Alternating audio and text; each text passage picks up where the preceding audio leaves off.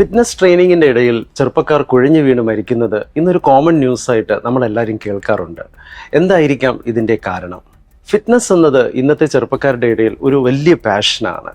നമ്മുടെ ടോളറബിലിറ്റി മനസ്സിലാക്കാതെ ഉള്ള എക്സസീവ് എക്സസൈസ് ചെയ്യുക, എത്രയും പെട്ടെന്ന് ഒരു ജിം ബോഡി സ്വീകരിക്കുക, ഇതൊക്കെയാണ് പലരുടെയും പാഷൻ.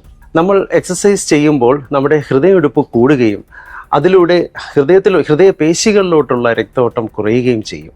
അത് ഹൃദയാഘാതത്തിന് ഒരു കാരണമാകാം.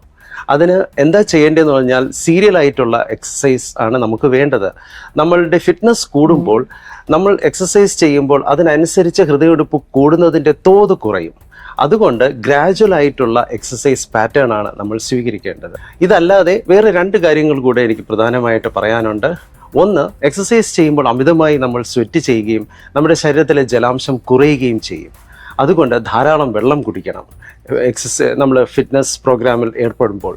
മാത്രമല്ല, ഇന്ന് ഒരു ഫിറ്റ്നസ് പ്രോഗ്രാം ഒരു വലിയ പാഷനായിട്ട് കരുതി ശരിയായ രീതിയിൽ ഉറങ്ങാതെ അതിരാവിലെ എഴുന്നേറ്റ് പോയി ഫിറ്റ്നസ് പ്രോഗ്രാമിൽ ഏർപ്പെടുന്ന ഒരു ശീലം ചെറുപ്പക്കാരുടെ ഇടയിലുണ്ട്.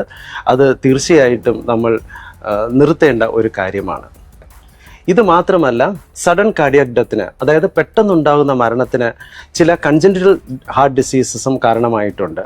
അതുകൊണ്ട് നമ്മളൊരു ഫിറ്റ്നസ് പ്രോഗ്രാമിൽ ചേരുന്നതിന് മുമ്പ് നമ്മുടെ ഹൃദയത്തിൻ്റെ ടോളറബിലിറ്റി ശരിയായ രീതിയിൽ മനസ്സിലാക്കുന്നത് നല്ലതായിരിക്കും. അതിലേക്ക് ഒരു കാർഡിയോളജിസ്റ്റിനെ കണ്ട് നമ്മുടെ ഹാർട്ടിൻ്റെ സിറ്റുവേഷൻ കറക്റ്റായിട്ട് മനസ്സിലാക്കി നമ്മുടെ കേപ്പബിലിറ്റിക്ക് അനുസരിച്ചിട്ടുള്ള ഒരു ഫിറ്റ്നസ് പ്രോഗ്രാമിൽ നമ്മൾ ജോയിൻ ചെയ്യണം എന്നതാണ് എൻ്റെ അഭിപ്രായം.